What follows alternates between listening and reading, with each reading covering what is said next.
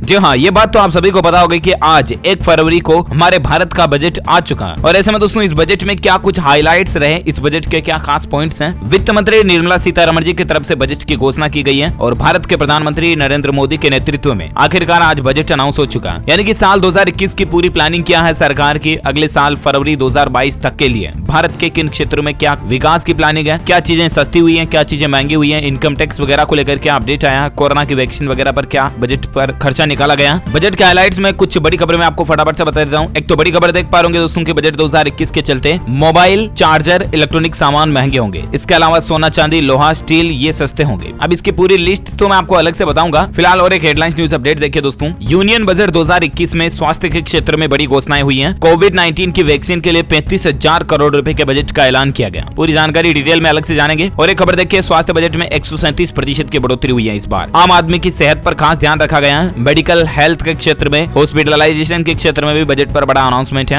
और एक खबर देखिए दोस्तों की सरकार का बीमा के क्षेत्र में एफडीआई की सीमा 49 से बढ़ाकर 74% करने का प्रस्ताव भी निकल कर आ रहा। और एक खबर देखिए आप कि दोस्तों रेल बजट के लिए 1,10,055 करोड़ रुपए का प्रावधान रखा गया। राष्ट्रीय रेल योजना 2030 का भी ऐलान हो चुका है और ये वाकई में सभी रेल यात्रियों के लिए भी बड़ी ही राहत की बात है, क्योंकि दोस्तों अब आपका रेल सफर जो है वो और भी ज्यादा आरामदायक होगा, आनंददायक होगा। और इनकम टैक्स स्लैब को लेकर देखिए, टैक्स हॉलीडे सहित 10 बड़ी घोषणाएं हुई हैं जो वित्त मंत्री निर्मला सीतारमण ने बजट 2021 में पेश की है। जिसमें दोस्तों इनकम टैक्स स्लैब में खास करके देखिए आप, इनकम टैक्स को लेकर बड़ी घोषणा ये हुई कि 75 साल से जो ज्यादा बड़े बुजुर्ग है ना, उनको ना तो टैक्स देना होगा ना ही उनको रिटर्न भरना होगा। यानी कि बुजुर्ग लोगों को सरकार ने बड़ी राहत दी है टैक्स में वाकई में। और इसके अलावा सरकार एलआईसी की हिस्सेदारी वगैरह बेचने की भी प्लानिंग में है। अब तक के बजट के जो 10 बड़े पॉइंट्स और हाइलाइट्स है ना, वो मैं आपको बता देता हूँ फटाफट से, ठीक है। देखिए आप, टैक्स को लेकर बजट में क्या क्या घोषणाएं हुई। बजट में स्टार्टअप के लिए कर अवकाश को 1 साल के लिए बढ़ाया गया। स्टार्टअप में निवेश पर पूंजीगत लाभ पर छूट 1 साल के लिए बढ़ी है। अच्छा, इसके अलावा 75 साल से ज्यादा के लोगों को इनकम टैक्स रिटर्न भरने की कोई जरूरत ही नहीं पड़ेगी। जिनकी आय केवल पेंशन है उनको अब इनकम टैक्स रिटर्न नहीं भरना पड़ेगा। किसी की सैलरी या इनकम 2.5 लाख रुपए है तो इसे सरकार द्वारा कर मुक्त रखा गया है, उनको इनकम टैक्स नहीं देना। इसके अलावा रेट्रो टैक्स मामले में टाइम लिमिट को घटाकर 6 साल से 3 साल कर दिया गया है। वहीं इनकम टैक्स के मामले में आम आदमी को कोई रियायत नहीं मिली है। 7.5 लाख से लेकर 10 लाख तक के इनकम पर 15% टैक्स लगेगा। 15 लाख से ज्यादा की इनकम पर 30% टैक्स लगेगा। डिस्प्यूट रिजोल्यूशन कमेटी बनाई गई। 50 लाख तक की इनकम और 10 लाख तक की विवादित इनकम वाले लोग इस कमेटी के पास जा सकेंगे। यानी कि ये टैक्स की समस्याओं का समाधान करने वाले लोगों के लिए एक नई कमेटी बना दी है जिसका नाम है डिस्प्यूट रिजोल्यूशन कमेटी। इसके अलावा डिविडेंड पेमेंट पर अब टीडीएस नहीं लगेगा। होम लोन पर ब्याज में 1.5 लाख रुपए तक की कटौती का प्रावधान था। अब किफायती घर के लिए ब्याज में 1.5 लाख रुपए की एक्स्ट्रा छूट 31 मार्च 2022 तक मिलेगी, ठीक है ना। तो ये होम लोन वगैरह लेने वाले लोगों के लिए और जो घर बनाने वाले लोग हैं उनके लिए राहत की बात है। अच्छा, इसके अलावा जैसा कि शुरुआत में मैंने आपको एक खबर बताई थी दोस्तों की बजट में मोबाइल, चार्जर और इलेक्ट्रॉनिक सामान तो महंगे हुए हैं, वहीं सोना, चांदी, लोहा, स्टील और ये धातुएं सस्ती हुई है। अब महंगाई और सस्ताई को लेकर पूरी लिस्ट क्या है, तो देखिए खबर की केंद्रीय वित्त मंत्री निर्मला सीतारमण ने वित्त वर्ष 2021-22 के लिए जो आम बजट लोकसभा में पेश कर दिया। कोरोना काल के बाद पेश किए गए इस पहले बजट पर पूरे देश और हर सेक्टर से जुड़े लोगों की नजर रही है। वहीं सरकार ने कोई नया टैक्स तो नहीं लगाया, वहीं इनकम टैक्स स्लैब में भी कोई बदलाव नहीं हुआ, लेकिन कुछ आयातित शुल्क को लेकर जरूर बदलाव किए गए और नई व्यवस्था के मुताबिक लोहा, स्टील, तांबा, चमड़े के बने उत्पाद और सोना, चांदी ये चीजें तो होगी सस्ती, ठीक है ना। अच्छा, इसके अलावा वहीं mobile phone, mobile charger, electronic सामान वगैरह ये चीजें महंगी होगी। स्टील पर अब 7.5% शुल्क लगेगा। साथ ही वित्त मंत्री ने कहा कि वर्तमान में सोलर के घरेलू उत्पादन को प्रोत्साहित करने के लिए हम सोलर इन्वर्टरों पर शुल्क को 5% से बढ़ाकर 20% कर दिए। एक अन्य अहम ऐलान में वित्त मंत्री ने यह भी कहा कि छोटे करदाताओं के लिए मैं एक विवाद समाधान समिति गठित करने का प्रस्ताव करती हूं जो पारदर्शिता सुनिश्चित करेगी। यानी कि 50 लाख रुपए तक की कर योग्य आय वाले और 10 लाख रुपए तक की विवादित आय वाले लोग समिति के पास जा सकते हैं, जैसा कि मैंने आपको बताया था। वहीं असंगठित क्षेत्र के श्रमिकों और प्रवासी मजदूरों के लिए एक पोर्टल भी लॉन्च किया जाएगा। इस पर बिल्डिंग और कंस्ट्रक्टर श्रमिकों और अन्य श्रमिकों के बारे में